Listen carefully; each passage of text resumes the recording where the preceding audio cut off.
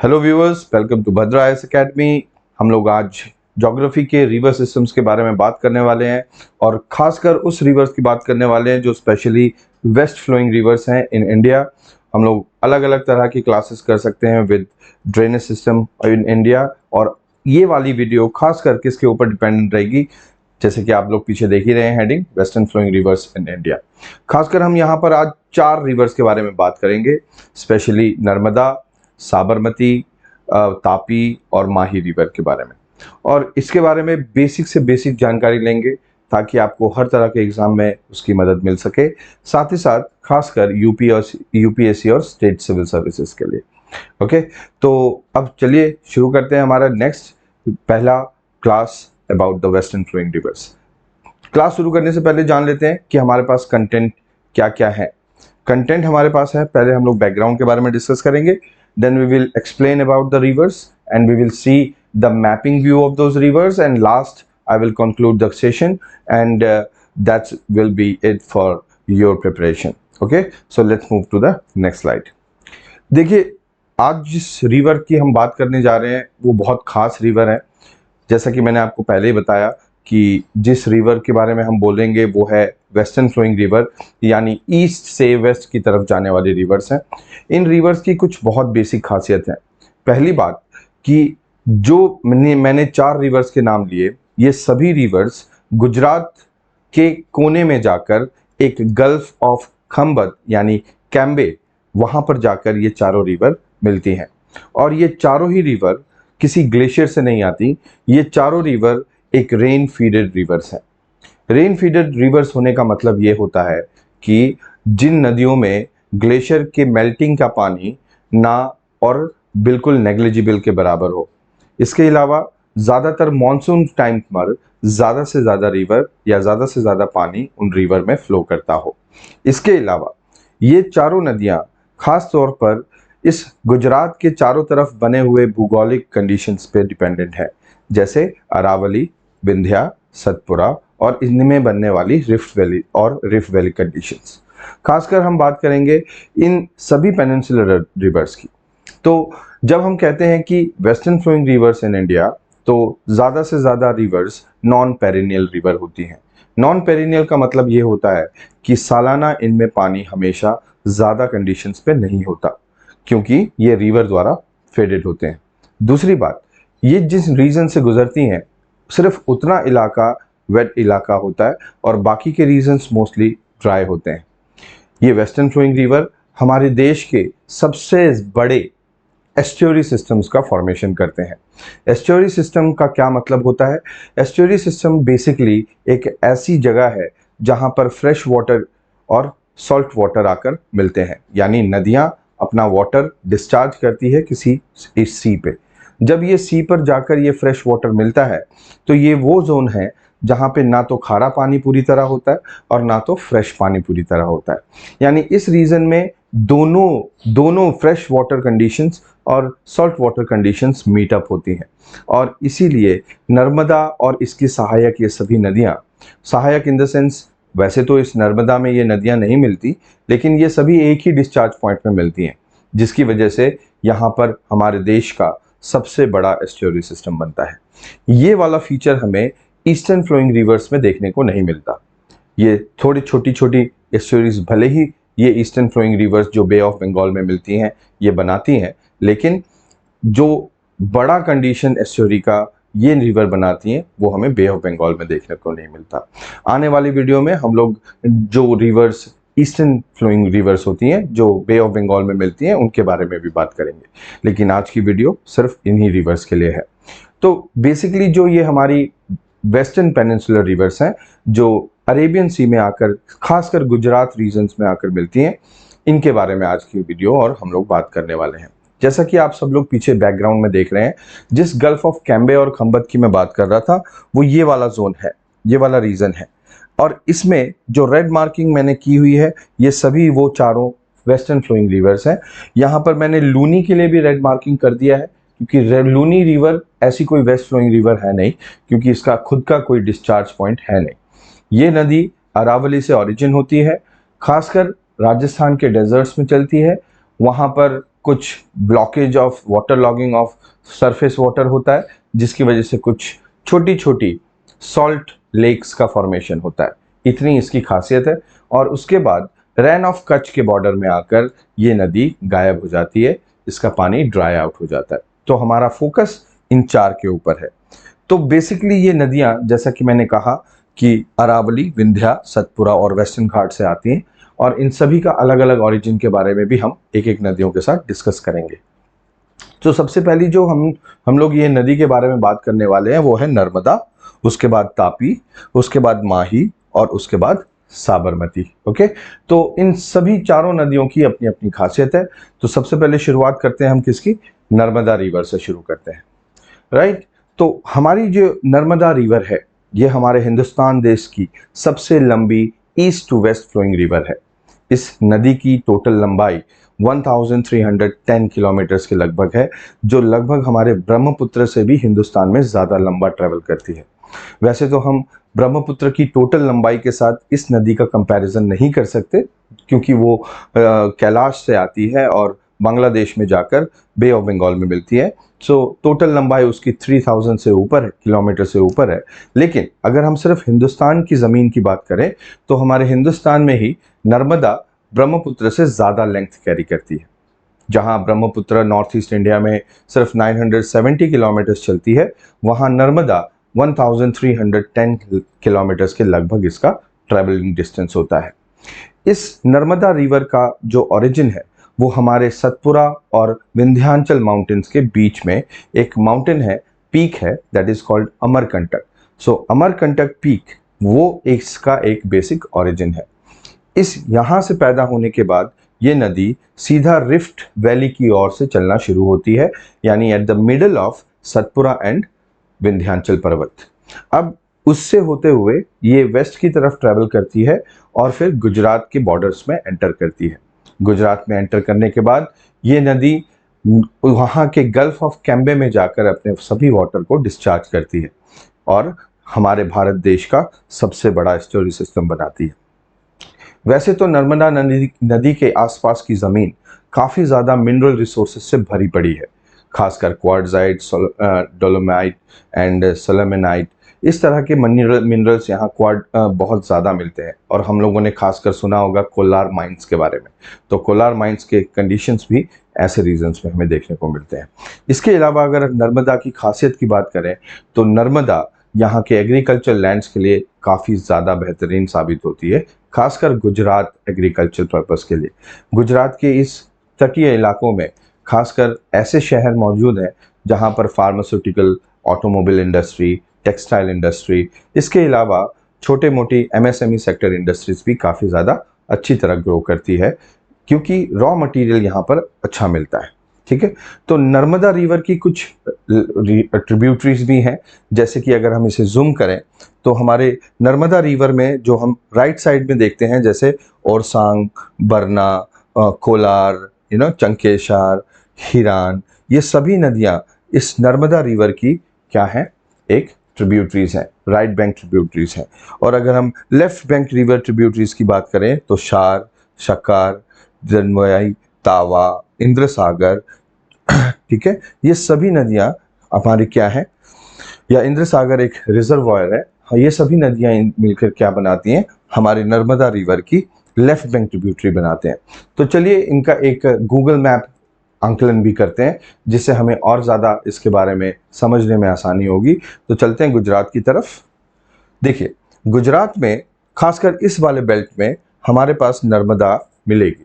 और नर्मदा रिवर जब हम कहते हैं तो नर्मदा रिवर इस रीजन में हमें बेसिकली मिल जाती है, खासकर यहाँ से लेकर यहाँ तक। ओके, तो नर्मदा रिवर जब हम कहें तो नर्मदा रिवर का ओरिजिन क्या था, अमरकंटक, और इसका टोटल लेंथ क्या था, 1310 kilometres, and it is the longest east to west flowing river in India. और ये रिवर हमारे नर्मदा का ओरिजिन है, जहाँ से हम लोग इस नदी को बड़ा करके एक बार देख लेते हैं। ये नदी यहाँ से चलती हुई आ रही है और यहाँ से जाकर इस तरफ की तरफ चली जाती है। ऑलराइट, और ये खासकर ये रही नर्मदा रिवर, और ये इस तरफ जाती है, और इस तरफ जाते जाते पूरी तरह गुजरात की तरफ जाती रहती है, ठीक है।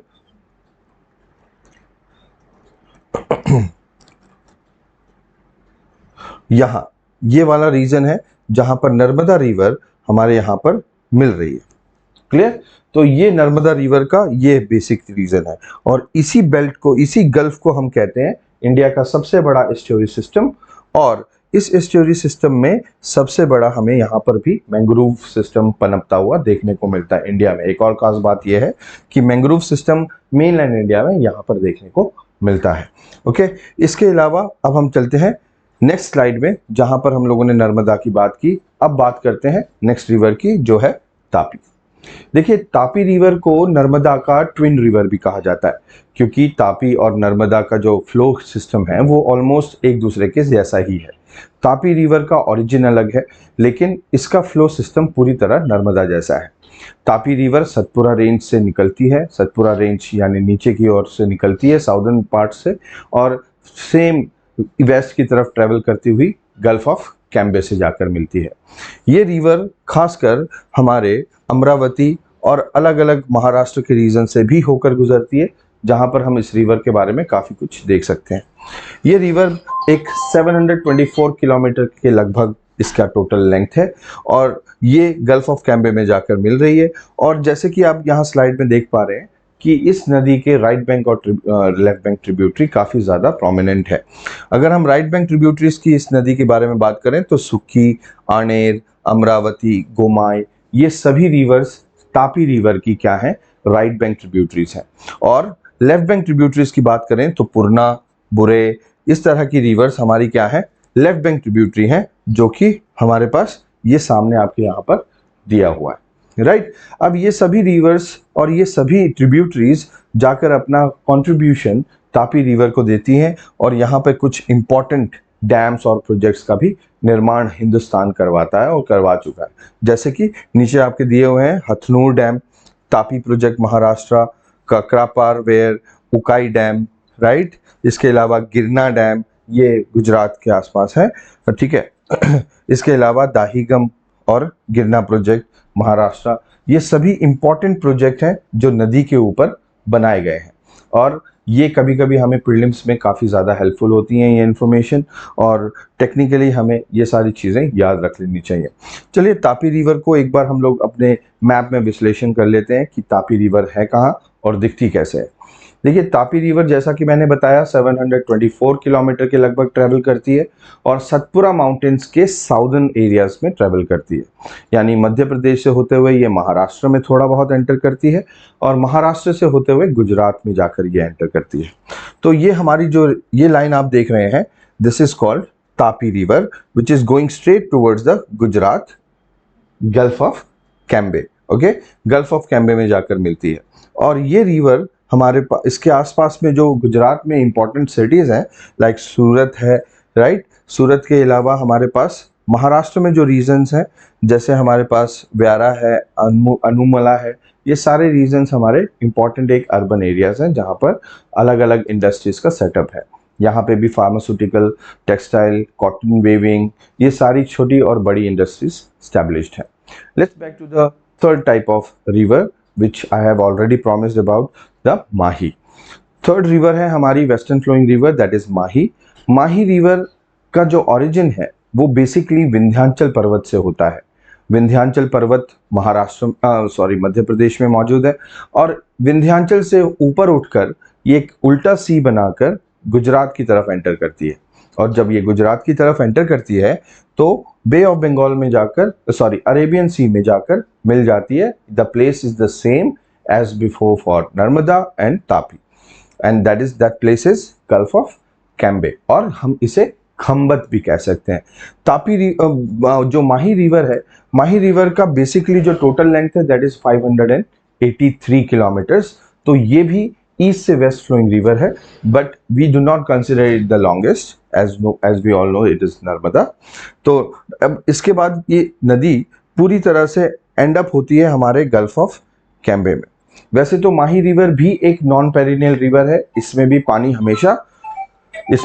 हमेशा नहीं रहता साल भर, ओके, लेकिन फिर भी इससे काफ़ी हद तक मदद हो जाती है डैम्स और प्रोजेक्ट बनाकर, रेजर्वॉयर्स रेडी कर कर दूसरे अपने फार्मर्स को और दूसरे रीजन्स को पहुंचाने में। इसके अलावा जैसे कि यहाँ पे कुछ हाइड्रो पावर स्टेशंस बनाए गए हैं, जैसे माही बजाज सागर डैम, ठीक है, और कदाना डैम। ये दो इंपॉर्टेंट डैम्स हैं जो हमें तापी में देखने को मिलते हैं। ओके, और ये रिवर अपने आप में काफ़ी इंपॉर्टेंस रखती है उस रीजनल इलाके में, क्योंकि ये ज़्यादातर भांगर टाइप ऑफ लैंड के से डोमिनेटेड है और एग्रीकल्चर को प्रमोट कर सकते हैं।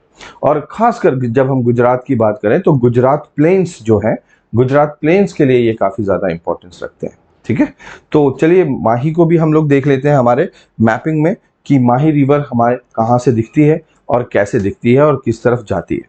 ठीक है, तो माही रिवर का जो बेसिक आइडिया है वो ये रीजन है, गुजरात के ऊपर ये रहा this place is the region of Vindhya पर्वत and it takes you turn towards the Gujarat, okay, like this, towards the Gujarat. यहां से होकर नीचे की तरफ उतरती है और इसका भी कहाँ कनेक्शन है जाकर, ये वाला कनेक्शन है। Alright, this is Gulf of Cambay, यहां पर जाकर ये नदी जाकर मिल जाती है। तो चलिए हमारे आज के अंतिम रिवर में पहुंचते हैं, that is Sabarmati. Sabarmati river को कौन नहीं जानता, राइट? गांधी जी के नाम से भी जाना जाता है और बेसिकली सत्याग्रह के लिए भी काफ़ी ज़्यादा फेमस है। और हम साबरमती नदी की जब बात करते हैं तो अरावली के कुछ लोअर हिस्सों से ये नदी पैदा होती है, जो गुजरात से शुरू होती है और हरियाणा और दिल्ली एनसीटी तक जाती है, नेशनल कैपिटल टेरिटरी तक जाती है।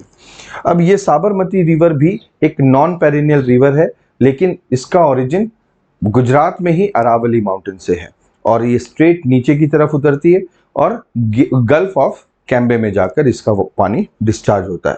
साबरमती अपने आप में एक बहुत इंपॉर्टेंस रखती है हिस्टोरिकल मूवमेंट्स के लिए, वो मैंने अभी आपको थोड़ी देर पहले बताया। लेकिन ये नदी छोटी है, जो सिर्फ 371 किलोमीटर्स के लगभग इसका ट्रैवलिंग डिस्टेंस है। और जब ये चलती है तो ये हमारे अलग अलग रीजन से होकर गुजरती है, जैसे उदयपुर, ठीक है, राजस्थान, ऐसी तरह से। साबरमती दो नदियों के कॉन्फ्लुएंस से बेसिकली बनती है, साबर और एक हथमती। वैसे तो इन दोनों नदियों में भी डैम बने हुए हैं, लेकिन इन दोनों से बना हुआ जो पानी है वो आकर एक जगह मिलता है, जैसे हम देखते हैं भागीरथी और अलकनंदा के केस में। सिमिलर केस है साबर नदी और हथमती के केस में। साबरमती रिवर और हथमती जहाँ जिस इलाके में जुड़ते हैं या कॉन्फ्लुएंस होती हैं, वहाँ से ये साबरमती बनकर आगे की तरफ बढ़ती है टुवर्ड्स साउथ एंड कहाँ मिलती है, गल्फ ऑफ कैम्बे में।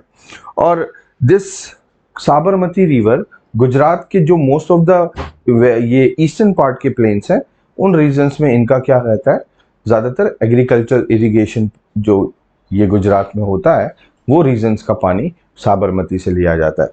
साबरमती में भी कुछ बहुत इंपॉर्टेंट रिजर्वायर और प्रोजेक्ट्स बनाए गए हैं, जैसे कि साबरमती रिजर्वायर जो धारोई में है, इसके अलावा हथमती रिजर्वायर और मेशवो रिजर्वायर प्रोजेक्ट।